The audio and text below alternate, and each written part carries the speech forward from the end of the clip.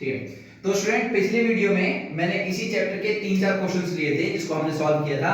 ये वाली वीडियो है आपकी, इसमें अब आगे क्वेश्चन पे डिस्कशन स्टार्ट करते हैं। ठीक है, तो देखिए इस चैप्टर से एक और क्वेश्चन आपका बनता है और वो पूछता है आपसे कि व्हाट इज कांग्रेस सिस्टम।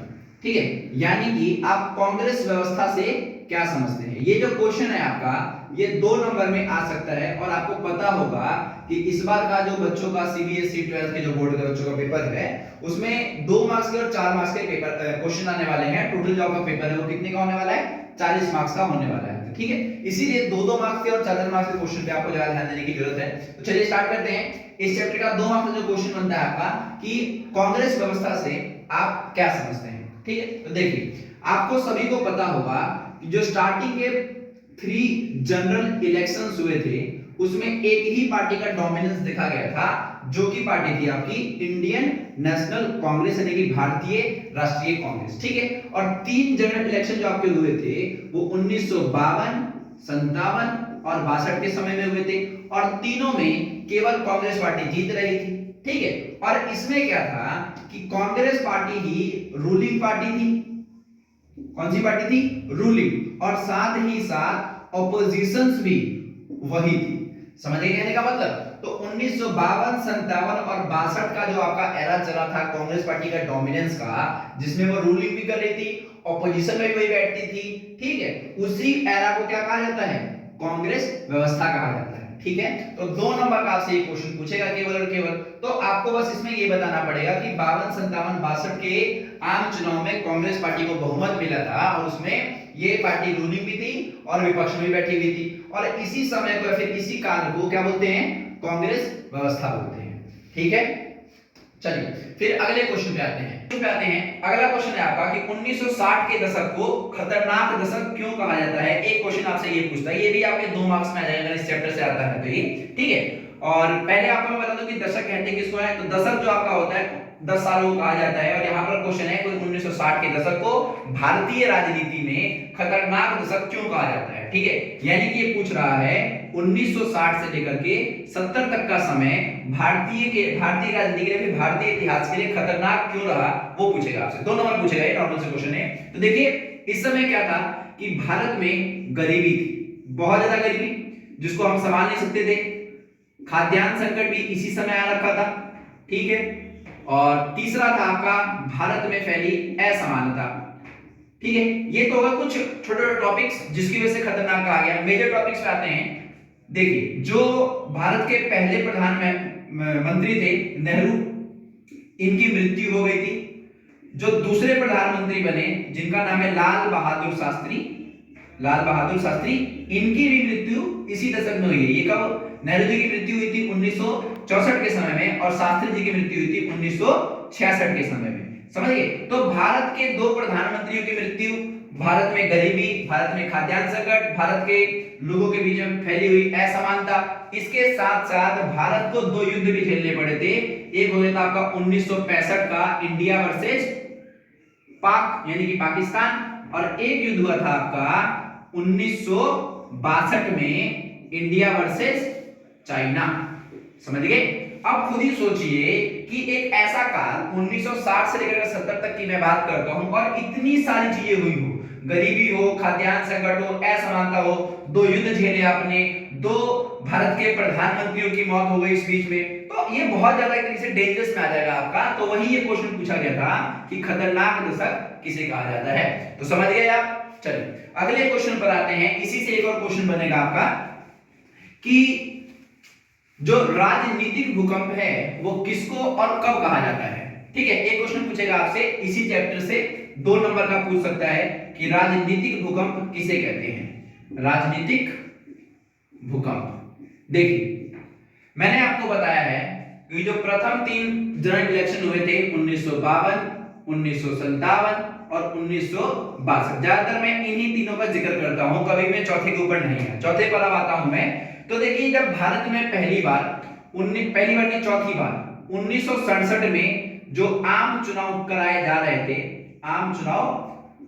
रहे थे, तो जो कांग्रेस पार्टी थी इसको पहली बार बहुत बड़ी असफलता हाथ लगी थी, यानी कि कांग्रेस पार्टी 1967 के आम चुनाव में 9 राज्यों में चुनाव हार गई थी। 9 राज्यों में चुनाव हार गई थी, चुनाव हार गई। पहली बार ऐसा हुआ था। वो हो जाएंगे आपके मद्रास, मध्य प्रदेश, पंजाब, यूपी, केरल, ऐसे करके और भी कुछ नाम है कुछ राज्यों के।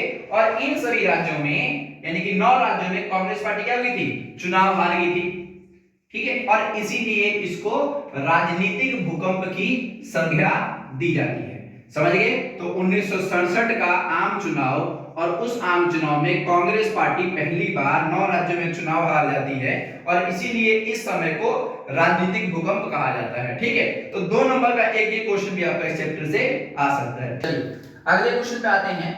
एक ये क्वेश्चन पूछेगा आपको इस चैप्टर से, जो कि पूछता है कि 1971 के इलेक्शन में जो कांग्रेस पार्टी थी उसका रिस्टोरेशन कैसे हुआ, या फिर जो कांग्रेस प्रणाली है उसका पुनर्स्थापन कैसे हुआ है, फिर कांग्रेस का पुनर्स्थापन 1971 के चुनाव में कैसे देखा गया। ठीक है, तो देखिए जब को मैंने पिछला क्वेश्चन बताया था कि 1967 जो 1967 के जनरल इलेक्शन हुए थे, इसमें मैंने आपको बताया था कि जो आपके स्टार्टिंग के जो 9 राज्य थे इसमें क्या हुआ था, कांग्रेस पार्टी हार गई थी। ठीक है, अब अगला चुनाव आया है आपके पास, कौन सा वाला, 1971 वाला। ठीक है, अब इस वाले चुनाव में क्या है कि कांग्रेस पार्टी का पुनर्स्थापन होगा, यानी कांग्रेस पार्टी दोबारा से राज्य में आई अपने पूर्ण बहुमत के साथ। ठीक है, तो ये जो इलेक्शन था कांग्रेस पार्टी के लिए बहुत ज्यादा अहम था, क्योंकि देखिए 1971 के जब चुनाव होने जा रहे थे तो पहली बार ऐसा था कि कांग्रेस बट चुकी थी, क्योंकि कांग्रेस का जो बंटवारा था आपका कांग्रेस ओ और कांग्रेस आर में हो गया था, जो कि कब हुआ था, 1969 में। तो 1969 में जब कांग्रेस का बंटवारा हो गया, कांग्रेस 1967 में हार भी गई थी और 71 में चुनाव भी थे, तो एक तरीके से कांग्रेस पार्टी के सामने बहुत बड़ी समस्या थी कि अब इस चुनाव में क्या किया जाए, क्योंकि बहुत बड़े बड़े जो नेता हुआ करते थे वो सभी कांग्रेस ओ में चले गए थे, और अकेले कांग्रेस आर में कौन रह गया था, जो इंदिरा गांधी थी और उनके साथी कुछ नेता वगैरह थे वो लोग रह गए थे।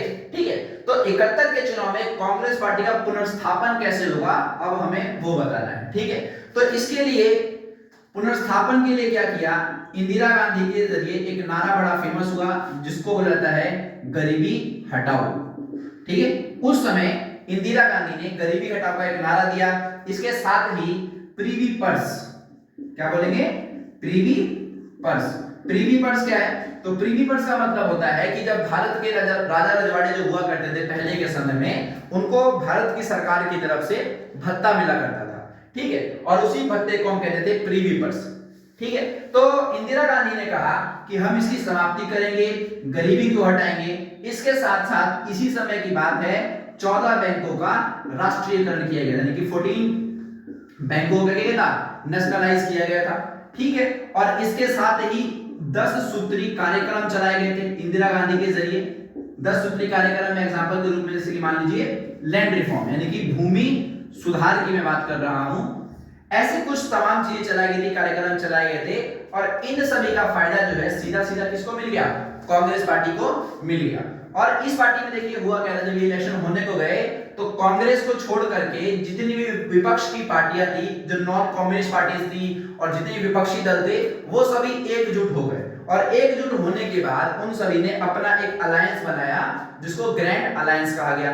और साथ ही दूसरी तरफ अकेले कौन बच गई थी, कांग्रेस पार्टी बच गई थी। तो कांग्रेस पार्टी जो था उसने अपना गठबंधन रखा सीपीआई के साथ, कम्युनिस्ट पार्टी ऑफ इंडिया के साथ। 71 के चुनाव हुए, और उस 71 के चुनाव में जो कांग्रेस पार्टी थी उसको, कांग्रेस पार्टी और सीपीआई इन दोनों को जो बहुमत मिला, और इसमें इनको जो टोटल सीटें मिली वो 375 मिली।